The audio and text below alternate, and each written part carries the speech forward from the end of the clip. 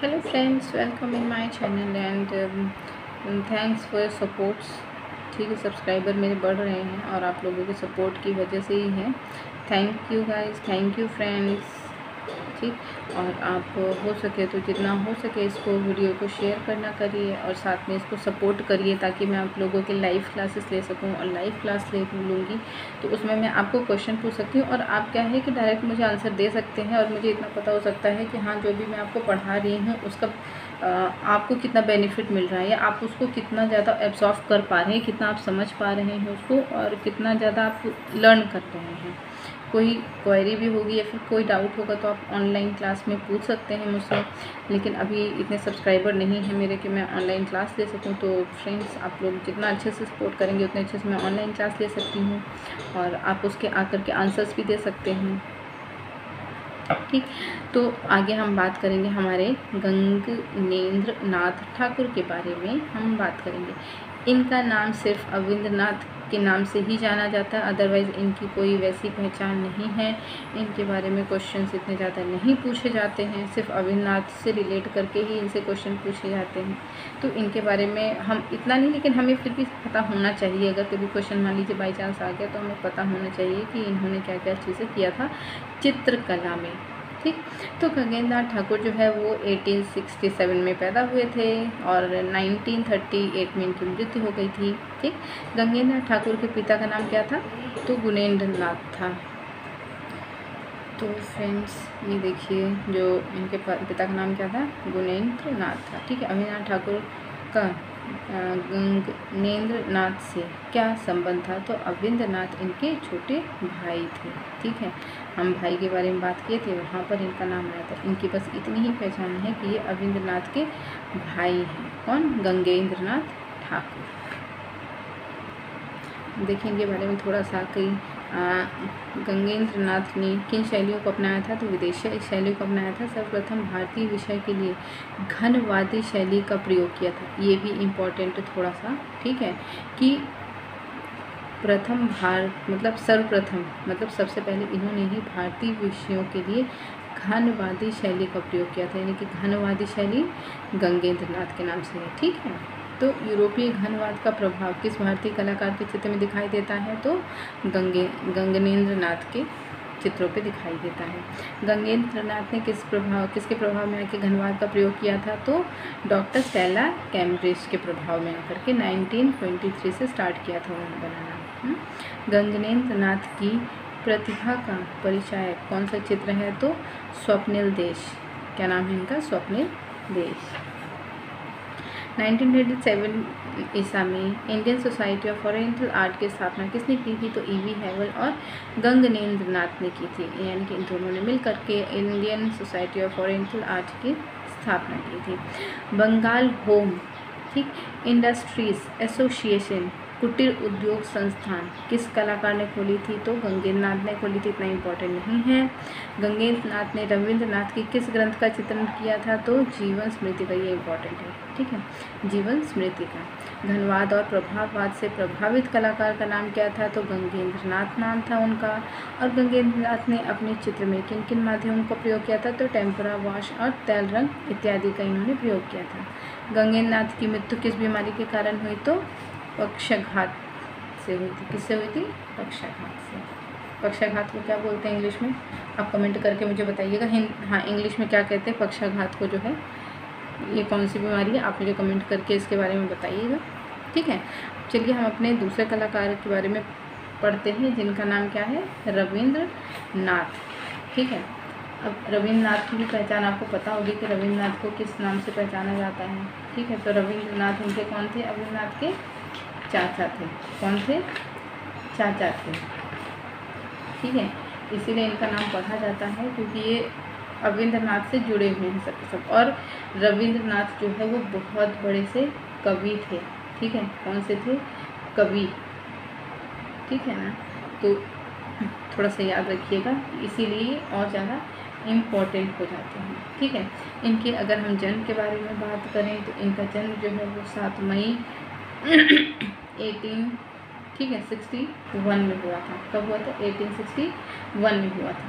और इनकी मृत्यु जो है वो 7 अगस्त को हुई थी। कब हुई थी? 7 अगस्त, यानी कि जिस दिन रविंद्रनाथ का जन्म हुआ था, जिस तारीख को, दिन की बात नहीं कर रहे, तारीख को, ठीक है, उसी तारीख को इनकी मृत्यु हुई थी। किसकी? रविंद्रनाथ की। यानी कि 7 अगस्त को जो इनकी मृत्यु हुई थी, कब हुई थी? 1941 में। कब हुई थी? 1941 में, ठीक है। और उस दिन क्या था? रक्षाबंधन का त्यौहार था। क्या था उस दिन? रक्षाबंधन का त्यौहार था, ठीक है। जब उनका जन्म हुआ था उस समय क्या था? जन्माष्टमी का दिन था। और जब इनकी मृत्यु हुई थी उस दिन क्या था? रक्षाबंधन का त्यौहार। इनके पिता का नाम था वो देवेंद्रनाथ टैगोर था, ठीक है। माता का नाम जो था वो शारदा देवी था। पत्नी का नाम मृणाली देवी है। और इनकी जो प्रसिद्धि है वो किसका में आती है? विश्वविख्यात कवि थे ये, कवि भी थे, कवि में ज़्यादा इनका नाम आता है, लेकिन ये फिर साहित्यकार भी थे, नाटककार भी थे, संगीतकार भी थे, साथ में चित्रकारी जो इन्होंने 68 ईयर्स के बाद इन्होंने शुरू की थी। किसने? रविन्द्रनाथ ने, ठीक है। इनका मुख्य विषय जो था वो नारी चित्रण था, ठीक, नारी चित्रण था। और अब थोड़ा सा देखते हैं रविन्द्रनाथ टैगोर की शैली कैसी थी। तो आधुनिक चित्र शैली थी। कैसी थी इनकी चित्र शैली? आधुनिक भारतीय शैली थी, ठीक है। रविन्द्रनाथ के चित्रों का प्रमुख विषय क्या था? तो भारतीय नारी था, ठीक है। रविन्द्रनाथ की कला में बच्चों की कला किसने कहा था? तो A.K. बोस ने कहा था। किसने? A.K. बोस ने, ठीक है। आनंद कुमार बोस ने कहा था।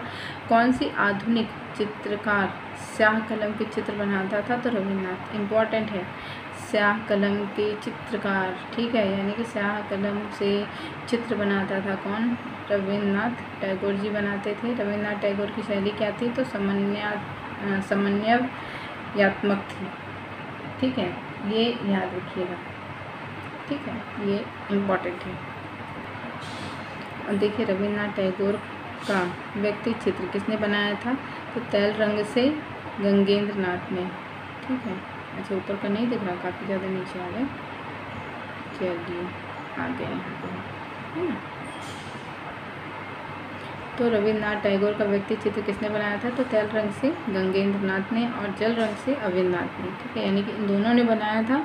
गंगेंद्रनाथ ने तैल रंग से बनाया था और अविन्द्रनाथ ने जल रंग से बनाया था। 1946 ईसा में यूनेस्को द्वारा आयोजित अंतर्राष्ट्रीय आधुनिक कला प्रदर्शनी में रविन्द्रनाथ के कितने चित्र प्रदर्शित हुए थे? तो 4 चित्र प्रदर्शित हुए थे। रविन्द्रनाथ के चित्रों की प्रथम प्रदर्शनी कब लगी थी? तो 1930 ईसा में पेरिस में लगी थी, ठीक। कब लगी थी? 1930 ईसा में पेरिस में। भारत में इनके चित्रों की प्रदर्शनी कब हुई थी? तो 1931 में, यानी कि सबसे पहले इनकी प्रदर्शनी कहाँ हुई थी? पेरिस में हुई थी। दूसरी कलकत्ता में हुई थी। पहली 1930 में हुई थी, दूसरी 1931 में हुई थी। रविन्द्रनाथ की गीतांजलि पुरस्कार कब मिला था? तो इंग्लैंड में 1913 में मिला था। कब मिला था? 1913। ये इनकी सबसे फेमस पुस्तक थी गीतांजलि, जिसमें इनको कई सारे अवार्ड्स भी मिले थे और जिसकी वजह से इनका नाम फेमस हुआ था। रविन्द्रनाथ के पिता का नाम क्या था? कि देवेंद्रनाथ ठाकुर था। बाबा का नाम, ठीक है, इनके बाबा का नाम था द्वारकानाथ ठाकुर, ठीक है। रविन्द्रनाथ ठाकुर को कौन सी पदवी दी गई थी? तो 1950 में नाइटहुड की। किसकी दी गई थी? नाइटहुड की, ठीक है। उसके बाद आ गया कि ललित कला अकादमी ने रविन्द्रनाथ के कितने चित्रों का एल्बम तैयार किया था? तो 40 चित्रों का किया था। रविन्द्रनाथ टैगोर ने शांति निकेतन की स्थापना कब की थी? तो 1919 में की थी। कब की थी? 1919 में स्थापना की थी, ठीक है। रविन्द्रनाथ टैगोर ने लगभग कितने चित्र बनाए थे? तो 2500, इतने ही सारे इन्होंने चित्र बनाए थे, ठीक है। इनके बहुत सारे इन्होंने चित्र बना डाले थे, ठीक है। और इनको जो है, ठीक है, आधुनिक चित्रकला के प्रथम चित्रकार बोले जाते हैं। कौन से? आधुनिक चित्रकला के प्रथम चित्रकार, ठीक है, यानी कि जो फर्स्ट चित्रकार है आधुनिक कला के, वो रविन्द्रनाथ ठाकुर को बोला जाता है, ठीक है। और उनके चित्रण की आधुनिक शैली अपनाया, जिसके समन्वयात्मक शैली का नाम दिया गया, ठीक है। रविन्द्रनाथ टैगोर को आधुनिक भारत के रचनात्मक चित्रकार कहे जाते हैं। क्या कहे जाते हैं? रचनात्मक चित्रकार भी कहे जाते हैं, ठीक। इनके चित्र यूरोपीय आधुनिक कला के आर्ट से प्रभावित दिखाई पड़ते हैं। किससे? आर्ट से। ठीक है। और एक और इम्पॉर्टेंट बात है कि इनकी चित्रकला पर पिकासो, ठीक है, पाल्थी, डाली, मुंज और मार्तिक्लियर का प्रभाव माना जाता है। सोचिए इतने दिग्गज कलाकार हैं, इनके ये पूरे यूरोपीय कलाकार, हम इनके बारे में पढ़ेंगे डिटेल से, ठीक है ना। और तो देखिए कितने ज़्यादा फेमस थे, ठीक है। और इनको सबसे ज़्यादा क्या परिष्कृत बाल कलाकार कहा जाता था, ठीक है। और ये किसने कहा था? ये A.K. स्वामी ने कहा था। किसने कहा था? A.K. स्वामी ने, ठीक है। और बाकी चीज़ें तो सब आपको बताई ही गई थी, ठीक है ना। और देखिए जो गीतांजलि के बारे में बात बता रही थी, तो 1930 में साहित्य का नोबेल पुरस्कार इनको दिया गया, ठीक है। और ये एशिया के प्रथम व्यक्ति हैं जिन्हें हिंदी साहित्य का नोबेल पुरस्कार मिला, ठीक। गीतांजलि के अंग्रेजी भाषा के संस्करण का प्रकाशन जो है वो रोथेनिस ने किया था, ये इम्पोर्टेंट है, लेकिन याद रखिएगा इनको साहित्य का नोबेल पुरस्कार दिया गया था, जो कि एशिया के प्रथम व्यक्ति थे 1930 में।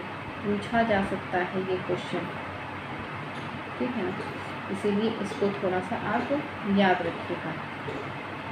और एक और इम्पॉर्टेंट है कि 1915 में अंग्रेजों द्वारा टैगोर को सर या नाइटहुड की उपाधि दी गई थी, लेकिन जलियांवाला बाग हत्याकांड के कारण 1919 में अंग्रेज सरकार द्वारा प्रदान की गई ये जो उपाधि थी इन्होंने वापस कर दी, क्योंकि जो जलियांवाला बाग था उसमें कितने सारे हमारे भारतीय जो थे वो भारतीय लोग मारे गए थे, इसके कारण इन्होंने जो है वो वापस कर दिया उसको, ठीक है ना।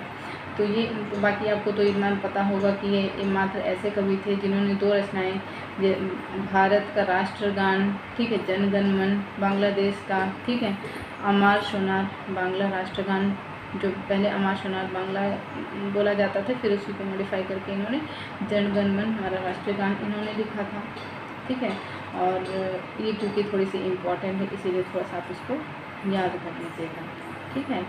बाकी तो सारी चीज़ें वही चीज़ें हैं, बाकी कुछ इतना इम्पोर्टेंट नहीं है इनके बारे में, ठीक है ना। अब हम आगे के बारे में पढ़ेंगे हमारी नेक्स्ट वीडियो में, ठीक है। नंदलाल बासु के बारे में हम अपनी नेक्स्ट वीडियो में पढ़ेंगे, ठीक है, क्योंकि वो थोड़े से ज़्यादा बड़े टॉपिक पे, क्योंकि काफ़ी ज़्यादा फेमस चित्रकार हैं, तो उनके बारे में हम थोड़ा सा डिटेल से हम नेक्स्ट वीडियो में पढ़ेंगे, ठीक। आज के लिए इतना ही, मिलते हैं हमारे नेक्स्ट वीडियो में।